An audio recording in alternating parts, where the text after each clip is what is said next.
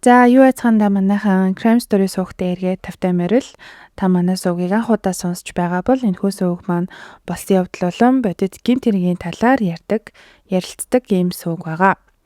Энэ удаагийн дугаараар та бүхэндээ тухайн үедээ бол нэлээд шуугиан тарьж исэн Америкийн нэгдсэн улсад болсон нэгэн гэмт хэргийн талаар бүх дэтейлийг нь дэлгэрэнгүй ярьж хөөр бэлтгэсэн байгаа. За ингээчүүд хэрэглүүгөө харцгаая. Өнөөдрийн дугаар дээр ярих гол эзнийг Кристин Паулила гэдэг би энэ нэрийг цаашдаа маш олон дурдах учраас Кристин гэд дуудаад явъя. Кристин 1986 оны 3 дугаар сарын 31-ний өдөр Америкийн нэгдсэн улсын Нью-Йоркод төрсөн. Кристинийг ердөө 2 настай байхад аав нь барилгын ослоор нас барсан. Тэгээ аавынх нь хувьд болохоор барилгын ажил хийж гэр бүлээ тэжээдэг байсан бол ээж нь гэртээ хүүхдээ хараад тийм тогтсон ажил хэрхэлдэггүй эмэгтэй байсан юм билээ. За тэгээд бага насны хүүхдтэйгээ амьдралын гол төшөг тулгуур болсон нөхөр нь ийм золгүй зуурдаар нас барснад Кристиний ээжэд бол үнэхээр хүнд тусаад Кристинийг ердөө 2-3 настай байхад нь бол хар тамхинд нэлээд гүн донтож эхэлсэн. Кристин 5 наснда алопежиа гэх өвчтөй гэдгээ мэддэг. За энэ өвчин нь болохоор халдрах эмийг юм байна. Ер нь толгоон дээр хүс нь халдраад цаашлаад хөмсөг, сормоос, сахал гэд бүх хүснүүд нь байхгүй болдог тийм эмгэг өвчин гэх юм уу. За тэгээд мэдээж өсөж том болж байгаа эмэгтэй хүүхдүүд бол үс гэдэг үнэхээр чухал байхад Кристин харамсалтай нэм өвчнөөр өвдөж дандаа парик зүүж явах болсон. Энэ өвчнөөсөө болсон юм уу яасан? Кристиний хараа маш муу байсан. Тэгээ хараа муутайгаасаа болоод нилийн зузаан линзтэй шил бас зүүдэг болсон. За тэгээ өсвөр насны охины хувьд том линзтэй шил зүүгээд үснүүд нь халдарснаасаа болж парик зүүгээ. Тэгээ тэрнээс нь болоод хүүхдүүд дандаа шоолдог, ангийнхан сахилгагүй хүүхдүүд заримдаа хиймэл үсийг нь аваад цухтаачдаг байсан. Тэгээд эсвэл шилийг нь аваад наашаа алхаар энтергээд бөөндөө шоолдог. Тэгээ Кристин хараа нь үнэхээр муу байсан учраас сайн юм харахгүй шууд ингээд нэмээд халзнаа нуух гээд хүүхдүүд шоолох болгонд нь доошоо суугаад унчихдаг байсан. Тэгээд энэ бүхнээс болоод Кристин бол үнэхээр өөртөө итгэлгүй хүүхэд насыг бол өнгөрүүлсэн. Кристиний ээж нь аавыг нь нас барснаас хойш тасралтгүй 3-5 жил хар тамхи хэрэглэснээр сүүлдээ охиноо харж чадхааргүй болоод эмээ өвөд нь буюу өөрийнхөө аав ээжэд аваачаад өгчихсөн. Тэгээ Кристин эмээ өвгөндөө очиод шин сургуульд орсон ч гэсэн хүүхдүүд шоолж дээрлэх нь бол ялгаагүй л байсан. Ахлах сургуультай орохдоо Кристин өөрийгөө ADD буюу Attention Deficit Disorderтэй гэдгээ мэдсэн. За энэ нь болохоор нэг төрлийн ADHD-ийн нэг төрөл юм байна. Ямар нэгэн зүйлд анхаарлаа хандуулж чаддаггүй, нэг зүйлд удаан анхаарлаа төвлөрүүлэхэд хүндрэлтэй тийм эмгэг юм бэлээ. Тэгээд эннээсээ болоод Кристин хичээлдээ ч гэсэн нэлээд муу сурдаг хүүхэд байсан. Өвөө эмээ дээрээ ирээд Кристин 10-аад жилийг хамт өнгөрүүлсний дараа өндөр настай өвөө эмээ нь жил дараалан нас орж очих газаргүй хар чанд хөнгөө болсон Кристин өөрийнхөө ээж рүү дахиад холбогдоод үзэхэд ээж нь харин хар тамхинасаа гарчихсан, эмчилгээнд явчихсан, хамаагүй дээрсэн байдаг. За бүр нэмээд хүнтэй суусан байсан. За ээж нь тэгээд мэдээж Кристинтэй ярьж байгаа. За чи ирээд надтай хамт амьдраа гэхэд Кристин зөвшөөрснөөр 15 наснда буцаад ээжтэйгээ хамт амьдрахаар буцаад нөгөө хот руугаа нүүдэг. Кристиний нас барсан аав нь $370,000 үн бүх амнасны даатгалтай байсан. За тухайн даатгалын мөнгө нь өөрийн охин болох Кристинд очихоор гэрээгээ хийсэн хэдий ч хамгийн нэг чухал залт нь Кристинийг 18 нас хүрэхэд нь түүний даатгалын мөнгийг нь өгнө гэсэн нөхцөлтэй байсан юм билээ. Тэгээ 3 жилийн дараа ер нь бол Кристин $370,000 бол даатгалын компаниас авахар ингээд хүлээж байсан. Кристинийг гэртээ ирэхэд ээж нь бол үнэхээр сайхан хүлээж авсан. Хамт суусан хүн нь ч гэсэн ер нь сайн хүн байсан учраас Кристин бол өөрийнхөө аав шигээ бас хүндэлдэг байсан. За тэгээд энэ гэр бүл ингээ буцаад ингээ нийлсэн учраас бүгдийг шинээр эхлэгээд охиноо суусан нөхөртөөгөө дагуулад Техас руу нүүсэн. За тэгээд тэндээ нэг жижигхэн байшаа аваад бүгдийг бол шинээр эхэлсэн юм. За тэгээд нүүж ирээд Кристин ч гэсэн шин сургууль болох тухайн дүүргийнхэн Clear Lake гэдэг ахлах сургуульд орж өөрийнхөө амьдралын хамгийн сайн найзууд болох Tiffany болон Rachel хоёртой бол танилцдаг. Tiffany-гийн хувьд бол ээж дээрээ асрамжийн газраас ирсэн өргөмөл охин юм билээ. Тэг өргөж авсан аав ээж хоёр нь баг багт нь салаад Tiffany өргөж авсан ээжтэйгээ хоёулахтай амьдардаг байсан бол Rachel-ийн хувьд хоёр эгчтэйгээ аав ээжтэйгээ тавуулан амьдардаг. Тэгээ аав нь цэргийн хүн байсан учраас нэлийн хатуу чанга хүмүүжлтэй айлаас гаралтай охин байсан. Tiffany, Rachel хоёр бол сургуультай үнэхээр алдартай охтууд, хичээлдээ сайн дурын ажил байнга хийдэг, тэмцээн уралдаанд байнга ордог, нэмээд үнэхээр хөөрхөн хоёр охин байсан учраас сургуулийнх нь бол бүгдээрээ хүндэлж харцдаг. Tiffany, Rachel хоёр хамгийн анх Кристиныг нөгөө ангийнх нь хүүхдүүд бөөндөө нийлээд Кристиний нөгөө хиймэл үс том шилээр нь доромжлоод бүлийдж яхад нь өрөвдөөд өмөөрөөд ингээд энэ гурав бол анх танилцчихсэн юм элэ. Кристиний хувьд бол амьдралдаа нэг ч удаа сайн найзтай байж үзээгүй. За тэгээд нэмээд ийм хоёр алдартай хоёр хөөрхөн охин өөрийнх нь сайн найзууд болсонд өөрийг нь хин нэг анх удаа хүн гэж харж агаад хин нэг анх удаа өөрийг нь найзаа гэж харж агаад бол үнэхээр их баярлж байсан. Тэгээ өдөр болгон сургуулаасаа гэртээ ирээд Tiffany, Rachel хоёрын талаар ээжтэй ярьдаг. Ийм сайн охтуудтай надад ингэж тусалсан, бид гурав найзууд болсон гэж дандаа ярьдаг байсан. Tiffany, Rachel хоёр тэгээ угаасаа нөө үзэсгэлэнтэй стил имижээ олцсон тийм загварлаг хоёр охин байсан учраас Кристинд туслахаар шийдээд нүдний линз гэдэг зүйл анх удаа одоо Кристинд зааж өгөөд нөгөө том линзтэй шилээ Кристин бол зүүхэ байсан.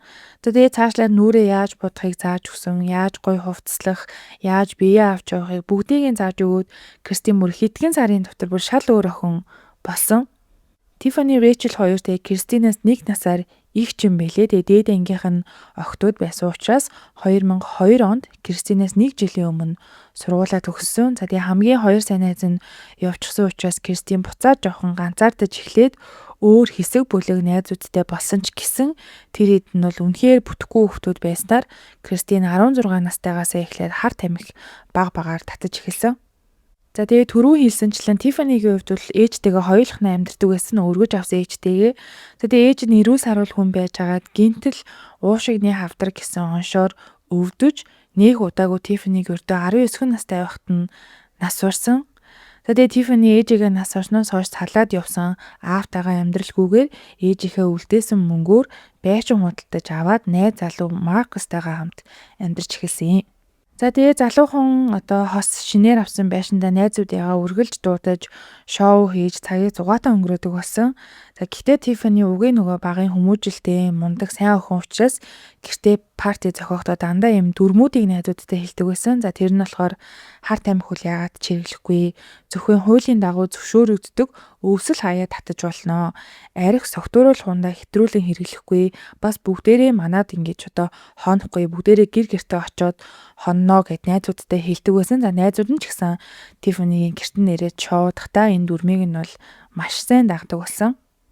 Tiffany-гийн найз залуу Marcus нь D гэх нэртэй маш дотн одоо өөрийнх нь үеийн тийм үеэл үүдэг байсан юм билээ. Тэгээ бараг л төрсөн ах дүү шиг ингээ баян гэрт нь хамт байдаг болсон. За D-гийн хувьд бол нэлээд юм загварт зуртай, ийдэг, зөөлхөн сэтгэлтэй хүү гэж найзууд нь хэлдэг.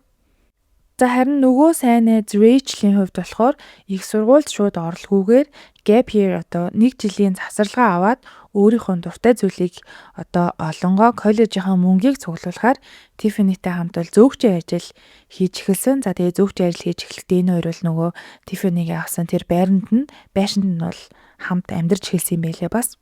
За тэгэхээр Tiffany, Rachel хоёр за нэмээд Tiffany-гийн найз залуу Marcus-ийн үеэл D гээд энэ дөрөв бол үнэхээр сайн дотн найзууд болж байнга л одоо Tiffany-гийн гэрт хамт байх болсон. За харин ахлах сургуультай үлдсэн Кристиний хувьд бол сургууль хичээлгээд хоёр найзтайгаа хаа нэг гардаг болсон ч гэсэн ер нь бол ингээд нэлийн одоо харилцаа бол хөндөрсөн. Хоёр найзаагаа төгсөөд явсны дараа Кристин нийлэх хүн байхгүй муу хүүхдүүдтэй нийслэлийн нэг нь Chris Snyder гэх нэртэй залуу байсан. За тухайн Chris гэх залуу нь 21 настай. Тэгээ 12 настайдаа Chris машинд мөргүүлээд тэрнээсээ болоод юм сэтгэл санаа дээшээ доошоо болдог жоохон тийм bipolar залуу байсан юм байлээ. За тэгээ тухайн тэр амьдрдаг дүүрэгтэй бол нэлийн алдартай хар тамхи дамлан одоо энэ зардаг. Тэгээ нэмээд дээрэс нь өөрөө хэрэгэлдэг болох бүтэхгүй хэрэг төвөгт орооцолтдог. Ер нь л маш бүтэхгүй тийм залуу байсан. За энэ хоёр бол тэгээ хоёулаа нөгөө Кристин бол угаасаа багаасаа ингээ хар тамхи татсан. Хоёулаа нийлж хар тамхи татдаг. Кристин бол маш их нэмээд дээрэс нь хартай. Крисийг хаана байгааг нь байнга асуудаг. Найзуудтай нь хүртэл харддаг гэд энэ хоёрын харилцаа бол үнэхээр цаг хугацаа өнгөрөх тусам маш токсик болсон. Тухайн үед бол Крис 21 настай байсан бол Кристин ердөө 16 настай жоохон охин хിവэрэл байсан. Тэгээ Крис бол бүх одоо арга чаргыг ашиглаж агаад Кристинийг бол үнэхээр аргандаа оруулсан. Тэгээ дуртай бүхнээ хийлэгдэг, хаяа гар хүрдэг. За тэгээ сүүлдээ бол бүр хүнд төрлийн харт амхнуудыг татуулдаг гэд муу бүхэнд Кристиныг оруулсан.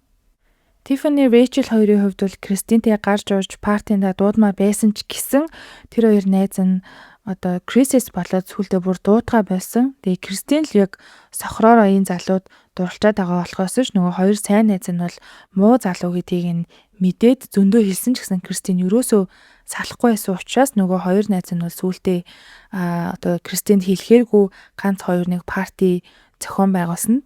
Кристин бол үнэхээр их гомдсон. За ийм байдлаар хэдэн сар явсны дараа эцэст нь Крис харт амигт амлаж агаад цагдаа нарт баригдаад хэдэн сарыг бол шоронд өнгөрүүлсэн. За тэгээ Крисийн шоронд орсноос хойш Кристиан бол нөгөө хүнд харт амигнуудаа авч чадахгүй аргагүй ирэхэнд харт амиг хэрэглэхээ болж сургуультаа ч гэсэн итэвхтэй явж хоёр найзтайгаа буцаад байгаагаар дотносоод амьдрал нь бүрийн нүдэн дээр хэдхэн сарын дотор бэрддэг. За харин ингээд хэдэн сар гайгүй явж исэн чинь гай газарт ороос гэж Крисийн ялын хугацаа дуусч 2003 оны ихээр шоронгоосоо сууллагдаж Кристинтэй бол буцаад уулздаг. Кристиний ээж болон хойд авт нь бол энэ хоёр буцаад нийлж байгаа нь бол үнэхээр таалагдаагүй. Тэгээ охин нь овоо гайгүй дээрдээ сургууль соёлдоо яваад харт амиг хэрэглэхээ болж явахт дахиад энэ муу залуу нь гарч ирээд ингээд нийлэх гээд байгаад бол үнэхээр таалагдаагүй. Тэгээ Кристин ч гэсэн нэг удаагүй харт амхиндаа буцаад хороод гэртээ хонхоо болоод сургуульдаа ч гэсэн явах байсан. Тэгээ сүүлдээ ээж нь бүр дийлхэ болоод гэрээс нь гарахгүй гэж тутас бүх юмыг нь булаагаад авсан чинь хойд аав ээж хоёр лугаа хутга барьж агаад би та хоёрт яг одоо намайг Крис рүү явуулахгүй л та хоёрыг унтчихт чинь би энэ хутгаар хутгалж алнаа гэд сүрдүүлжсэн. Тэгээд одоо хэрвээ намайг явуулахгүй л би та хоёрыг ингээ алах учраас одоо намайг явуулсан дээрээ энтер гэд бүр сүрдүүлжсэн юм байлээ. Тэгээ ээж нь бол охиноо үнэхээр бүр дийлхэ болоод цагдаа хүртэл хийдэд удаа охиныхаа талаар хандчихсан удаатай. 2003 оны 7 сарын 18-ны өдөр Tiffany гэртээ нэг жижигхэн парти зохиохоор төлөвлөөд найзуудтай 6 цагийн үед ирээрэй гэж хэлдэг. Найзууд нь эхнээсээ ирэх гээ Tiffany-гийн нэг найз нь 3 цагийн үед Tiffany руу залгасан чинь юусоо уцаа автгүй. Тэгээ найз нь хит хит удаа залгаад уцаа авахгүйсэн учраас санаан зовоод Tiffany-гийн найз залуу Маркус руу залгасан чинь Маркус харин уцаа аваад орой парти болох нь бол хിവэрээ Tiffany уцсанд орж ийн. Тэгээ би гарч ирэхээр чам руу залгуулъя гэж найзд нь хэлсэн. За тэгээд Маркус ингэж ясныхаа дараа нөгөө дотн үеэл гих ди гих залуу руугаа залгаад орой 6-аас манад партитэй чи ирэх үү гэхтэн ди завтай байж таарад Маркус өөрийнхөө машинаараа дигийн гэрт нь очиод үеэлээ аваад гэртээ буцаж ирдэг. 3 цагийн үед залгсан Бритни гээд найз нь буцаж залгуулна гэчихэд ягаад залгуулахгүй байгаа юм болоо парти нэсэл бэлцэн болов уу гэж бодсон ч гэсэн найз залууга дагуулад найз залуутайгаа хамт 6 цагийн үед Tiffany-гийн гэрт нь ирдэг. Tiffany-гийн гэрийнх нь гадаа өөрийнх нь ундаг машин нь байсан учраас найз нь гэртээ байгаа л юм парти болох юм байна гэж бодоод цонхоогоор нь өнгийгөө тарсан чинь бүр юм парти болж байгаа ямар ч шинжгүй нам хүн байсан. Тэгээ найз нь уртлын хаалга нээлттэй байсан учраас хаалга нээгээд ганцаараа төрүүлээд орсон. Тэгээд ороод 10-аад секунд болсны дараа найз нь бол бүр үнэхээр хашгираад ойрлж чарлаад айд сандарч гарч ирээд 911 дуудаарай гэд найз залуудаа хэлдэг. Харамсалтай нь Tiffany, Rachel, Tiffany-гийн найз залуу Marcus-ийн үеэл Ди гэд дөрүүлээ буудуулан амь насаа алдсан байдалтай байсан. Тэгээ найз нь том өрөөнд нь ороод бүгдээрээ буудуулсан байгааг нь хараад орилж гарч ирсэн нь бол тэр байсан байгаа. Алуурч нийт тэр дөрвийг 40 удаа хоёр өөр төрлийн буугаар буудсан. За Tiffany болон Tiffany-гийн найз залуугийн хувьд болохоор буудан дээрээ хөлөө ачаад зүгээр л зурагт үзчихсэн юм уу гэмээр байдалтай байхдаа буудуулсан байсан бол за харин үеэл Дигийн хувьд Tiffany Marcus хоёрыг буудуулсны дараа цухтаах гэж оролдохдоо буудуулсан байж магадгүй цагдаа нар бодсон яг буудангийн хажууд хөвцсөн байдалтай олцсон. За харин Rachel-ийн хувьд болохоор хамгийн олон буюу нийт 12 удаа буудуулсан. Тэгээ Rachel-ийг бол цагдаа нар магадгүй хамгийн сүүлд буудуулсан хүн байх гэж таамаглаж байгаа. Яагаад тэгэхээр буудангаас хамгийн хол холдсон буюу буудангийн ард нь гараад нуугдах гэж оролдохдоо буудуулсан байсан. За тэгээ хамгийн харамсалтай нь Rachel-ийн хажууд Rachel-ийн утас нь олцсон. Тэгээ утсыг цагдаа нар аваад нээгээд үзэхэд 911 гээд утсан дээрээ биччихсэн байсан боловч залгах товчийг бол ерөөсөө дарж чадалгүй амь насаа алдсан. За ингээд амьдрал хайртай, гим зэмгүй, маш сайн дөрвөн залуу гинтл нэг өдөр аимшигтайгаар алуусанд бол тэр хавийн хуршүүдтэн за тэгээ ойр дотны гэр бүл найз нөхдөд нь бол үнэхээр хүнд туссан. Тэгээ цагдаа нар байшин шалгаад үзэхэд ямар ч тийм хүчээр нэвтэрсэн уул мөр байхгүй, гэрт нь байсан үнэт эдлүүд болон бэлэн мөнгнүүд бүгдээрээ байх ёстой газараа байсан учраас алуучныг бол хулгай хийх гэж энэ гэрт орж ирээгүй байна гэж цагдаа нар үтсэн.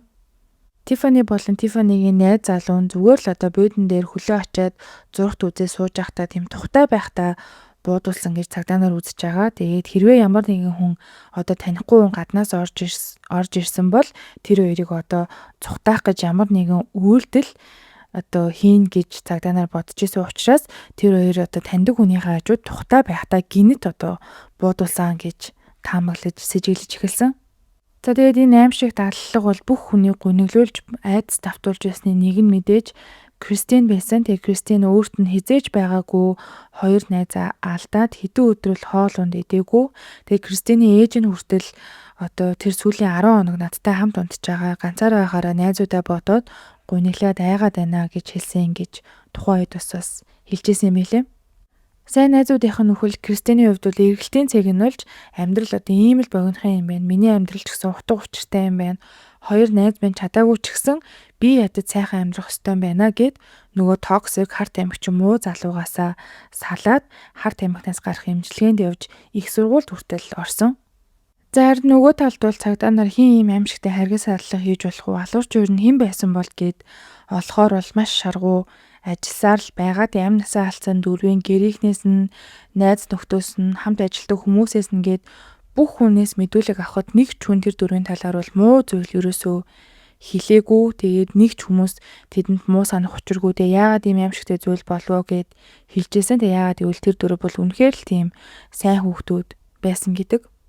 Цагдаа нарын хамгийн түрүүнд таамагласан зүйл нь аллаг гарсан өдөр парти болох гэж байсан учраас тэр дөрөв одоо таньдаг хүнээсээ магадгүй харт амиг авах гэж байгаад тэр нь буруугаар эргээд гимтэтгээд дөрүүлэнгэнд буудаад цухтаасан гэж таамагласан. За тэгээ яг энэ таамагласнараа л цагдаа нар яг тэр хавийн одоо харт амигтай холбоотой хүмүүсийг байцаагаад яваад байсан. Тэгээ аав ээж найзууд нь бол цагдаа нар ийм одоо таамаг гаргасанд бол үнэхээр их гайхсан. Тэгээд найзууд нь ч гэсэн ер нь зөндөө хэлсэн тэр дөрөв парти хийдэг ч гэсэн нэг ч удаа хууль бус харт амих бол татаж байгаагүй. Өмнө нь хинэн ч хэрэг төвөгт орооцолдож байгаагүй маш сайн хүүхдүүдээ та хэд ингээд өөр чиглэлээрээ хайгаад үзээчээ гэд ойр төрных нь хилээд ахтал цагдаа нар яг нөгөө таамгаараа гимтэтгэлүүдийг хайсаар агаад 2 жилийн хугацаа өнгөрсөн ч гэсэн ямар ч сураг ажиг бол олддоггүй. Цагдаа нар Тиффанигийн байшингийн хуршүүдээс нь мэдүүлэг авахд яг хажуугийн байшинд нь амьдардаг хосууд тэр өдөр эмэгтэй эрэгтэй хоёр хүн хоёулаа хар хувцас өмсчихсөн. Хоёр хүн одоо тэдний байшин руу орж байгааг нь бол харсан. Тэгээ тухайн үед бол партинд л ирж байгаа хүмүүс гэж бодсон болохоор хажуугаар нь зүгээр юу ч бодлого машинаараа өнгөрөөд явсан гэж хэлдэг. За тэгээ хоёр хөршин нь бол яг ямархуу дүр төрхтэй хүмүүс байсныг нь бол сайн санахгүй байна. Гэхдээ бит хоёр бол ийм ам зураг гаргаж өгч чадна гэд тухайн хөрш хосууд нь бол чадхаараа санаж байгаагаараа цагдаа нарт бол ам зураг гаргаж өгдөг. Цагдаа нар нөгөө хөршийнх нь гаргаж өгсөн ам зургийг нийтэд юусээ ил зарлаагүй. Эхлээд гэрийнхэнд нь найзуудад нь ойр дотны хүмүүст нь харуулсан ч гэсэн хин ч гэсэн юусөө хинэн ч таньдаггүй. Тэгээд ам зургийг таних хүн байхгүй байсан учраас цагдаа нар нөгөө танил харт амихны 8-ачтаас харт амиг авах гэж байгаад ийм зүйл болсон гэсэн өөрсдийн таамагласан түүхэндээ бол бүр л улам итгэсэн. За ингэж буруу тал руугаа чиглэсэн мөрдлөгөө цагдаа нар үргэлжлүүлсээр хагаад гэмт хэрэг гарснаас хойш аль хэдийн 3 жил өнгөрсөн. За тэгээ 3 жил өнгөрсний дараа цагдаагийн газар руу нэгэн үл таних эрэгтэй хүн гинэт нэг өдөр залгаад нэг зүйл сонир зүйл ярьж эхэлдэг. За тэр залуу болохоор за би нэг танил эрэгтэй найзтайгаа саяхан ингэж арх уугаад нэлээд согтсныхаа дараа найз маань гинт нэг сони юм надад ярьж эхэлсэн. За тэр нь болохоор 3 жилийн өмнө 4 хүний амь насыг найз өхнийхээ хамт хөнөөж байсан гэдгээ надад хэлсэн гэж цагдаа нарт хэлдэг. За тэгээ хамгийн хачирхалтай тухайн залуу бол аллагын тухай бараг бүх дэтейлийг нь мэдчихсэн. Тэгээ нийтэд дэлгээгүй мэдээллийг хүртэл мэдчихсэн учраас цагдаа нар чамд энэ түүхийг хэн ярьж өгсөн бэ гэхэд нөгөө залуу нь бол тэр түүний нэрийг Крис Снайдер гэдгийг гэж цагдаа нарт хэлдэг. За тэгээд цагдаа нар бол мэдээж Крис Снайдер гэдэг энэ нэрийг бол маш сайн мэдж байгаа. Тухайн үед алга гарахад хоёр эмэгтэй найзын хамгийн сайн найз болох Кристины найз залуу Крис Снайдер гэдгийг бол цагдаа нар мэдчихсэн. За тэгээд ийм дуудлага авсан даруйда Кристин хоёрыг хайсан ч гэсэн хаанаас ч ултаагүй дахиад 1 жилийн хугацаа өнгөрсөн. Тэгээ гэрийнх нь бол үнэхээр сүултээ туйлтаад цагдаа нарт бол бүр найдалтгүй мэнэ гэж шантраад Рэйчлийн аав нь өөрөө юм мэдгдэл хийдэг. Тэгээ гэмт итгэдийн талаар, гэмт хэргийн талаар ямар нэгэн мэдэх зүйл байвал бидэнд мэдэгдээрэй. Хэрвээ бидэнд хэрэгтэй мэдээлэл байвал би 100 мянган долларыг та бүхэнд амлаж гинэ гэд нийтэл ил зарладаг. Цагдаа нар Крис хоёрын аав, ээж, найз нөхөд гээд бүх дотны хүмүүстэй уулзаад үзэхэд бүгдээрээ сүүлийн 1-2 жилийн бол энэ хоёрыг хэнийг нь хараагүй мэнэ гэдэг мэдүүлэг өгдөг. За тэгээ Рэйчлийн ааваас нь та Кристин гэхээ нөхнийгөө нь мэдхүү, танаа охинтой ямархуу харилцаатай байсан бэ? Биднэрт одоогоор бол ийм мэдээлэл ирчихсэн байна. Үл таних хүн тэр хоёрыг бол ингээ алсан гэж хэлсэн. Тэгэхээр бид нар бол сэжиглээд ингээ хайж гинэ гэж Рэйчлийн аавд нь хэлсэн. Цагдаа нар ингэж хэлэхэд Рэйчлийн аав бол үнэхээр их гайхаад цагдаа нарт хэлсэн. Тэгээ охин маань амь насаа алдахтаа өмсчихсэн өмднийхөө халаасанд төрөвчөө хийчихсэн байсан. Тэгээ бид нар төрөвчийг нээгээд үцхэд хамгийн ихэнд Рэйчел, Кристин хоёрын зураг төрөвчөнд нь байсан. Кристин бол түүний хамгийн сайн найзуудын нэг байсан. Та нар бас арай л буруу үнэ хайгаад гшиг байна гэж цагдаа нарт хэлдэг. Тэгээ Рэйчлийн аавын энэ мэдүүлэл хэсэг нь харахад Кристиныг бол бүгдээрээ ямар сайнаар бодож ирснийг нь бол харж болж байгаа. Цагдаа нар за Крисийг хайгаад бол бүр ямар ч сураг ажиггүй байх юм байна. Тийм учраас Кристиныг эхлээд бүгдээрээ маш эрчимтэй хайгаад олъё гэд гэрт нь очиод ээжтэй нь ярилцаад үзэхэд ээж нь бол Крисээс салаад өөр залуутай гэрэлсэн. Гэрлээд нүүснээс нь хойш бид нар бол 2-3 жил түүнийг хараагүй, холбоогүй байгаа гэж хэлдэг. За тэгээ Кристины хувьд бол нөгөө аавыг нь нас орохт 8 насны даатгалыг нь 18 нас хүрэхэд нөгөн гэж хэлжсэн. Тэгээ Кристин 18 нас хүрээд түүнд 370 мянган долларыг даатгалын компаниас өгөхөд Кристин өөрийнхөө шинэ нөхөртэйгөө хэрэгтэй зүйлдээ зарцуулахын оронд хэдэн сарын турш Харт аймгийн зарцуулсаар байгаад тэр их мөнгийг бүгдийг нь үрээд сүултээ түрээсийн мөнгөгүй болоод ийм зочд буудлаар хоног төрүүлэх болсон юм билий. Кристин шин суусан нөхөртөөгөө буудал хэсээд өдрийн $500 Харт аймаг хэрэглээд явж байхад нь 4 жилийн өмнөх гэмт хэргийн талаар орон даяар нээлттэй цацаад Тиффанигийн хөршийн гаргаж өгсөн ам зургийг анх удаа нийт дэлгэсэн. Тэгээ Кристин бол мэдээж хараад шууд маш их яйсан. Энэ надтай адилхан байна уу?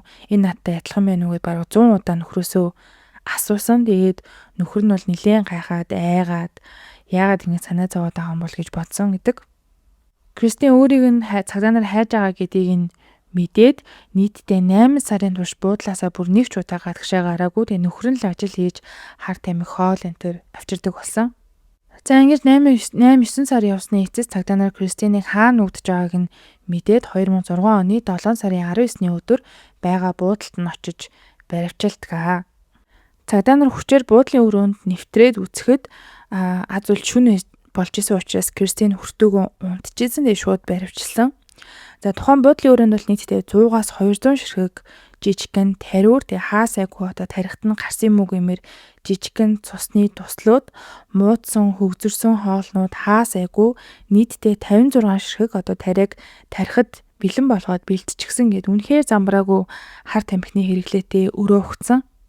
Кристины нөхөртэй нь хамт цагдаагийн газар авчираад байцаагаад үцхэд нөхөр нь бол цагдаа нарын мэдхийг хүссэн бүх үннийг хэлдэг. Тэгээ Кристин надад ингэж хэлжсэн.